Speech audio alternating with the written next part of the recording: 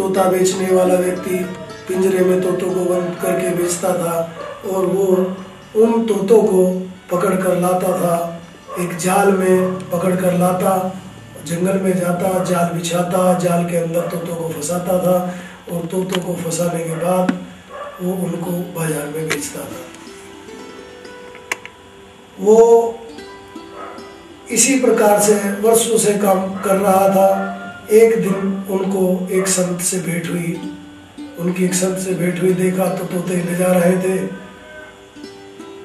तो तोते वाले को संत ने कहा, क्यों भाई तोते का तुम व्यापार करते हो, तो एक तोता क्या हमको दे दोगे? बोले महाराज मेरा तो बेचने का काम है, मैं क्यों नहीं दे दूंगा, मैं आपको तोता दे दूंगा, लेकिन 10 रुपए का बेचता हूँ तो 10 रुपए का तोता आपको भी दे दूंगा।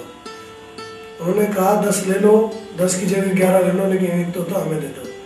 संत जी को संत स्वभाव होता ही निर्मल है, वो दूसरों के कल्याण के लिए ही उत्पन्न होते हैं, क्योंकि साधुओं का तो जीवन ही लोक कल्याणार्थ होता है।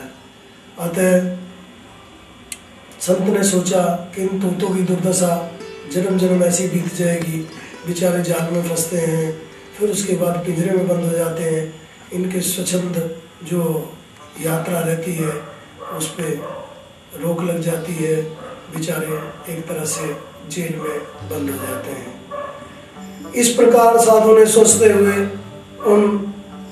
उस तोते को समझाना शुरू किया, बहेली आएगा, जाल फेंकेगा, दाना फेंकेगा, फंसना नहीं है, फंसना नहीं है। लगातार महाराज समझाते रहे, बहेली आएगा, दाना फेंकेगा, जाल फेंकेगा, फंसना नहीं है, फंसना नहीं है।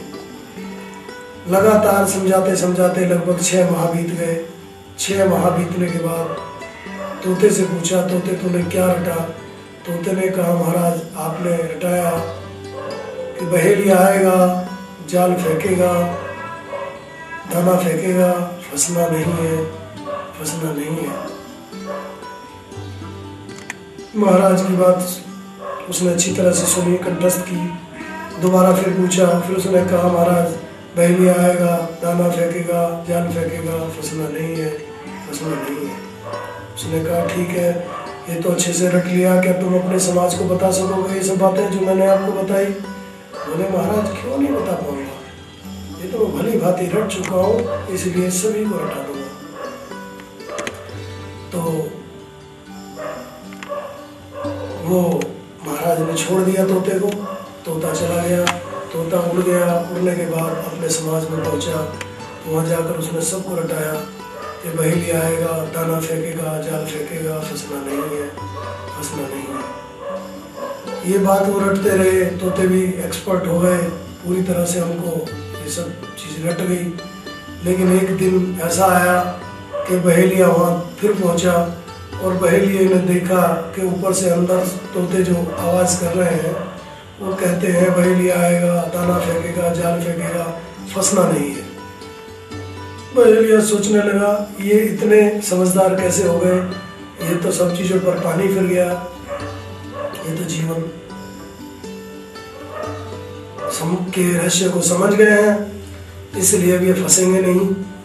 तो आज तो तेरी जो पारितोषिक था वो नहीं मिलेगा, बेकार गया दिन। लेकिन घूमते घूमते उसने 4 बजे के आसपास लगभग सोचा कि एक बार तो जाल फेंक के देख ही लेता हूँ, आखिर आया हूँ इतनी दूर तो देख ही लो।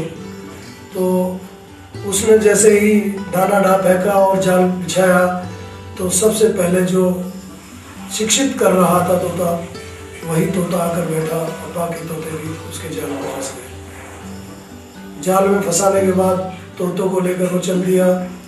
तो रास्ते में तोते फिर वही रट रहे थे, बहेलिया आएगा, दाना फेंकेगा, जाल फेंकेगा, फंसना नहीं है, फंसना नहीं है। संत जी फिर दोबारा आगे से आते हुए मिले तो उन्होंने कहा अरे ये तोते की तो आवाज़ हमारे की लगती है।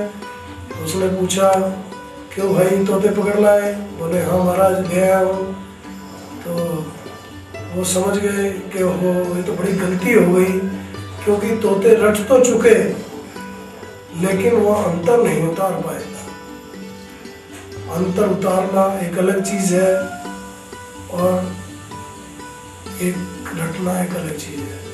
हमें अपने अंतर मन में उसको धारण करना होगा, उस पर विचार करना होगा, उस जीवन को जीना होगा, उसके वास्तविक स्वरूप को जानना होगा, उसके वास्तविक स्वरूप में पहुंचना होगा, उस दिव्य ज्ञान तक जाना होगा।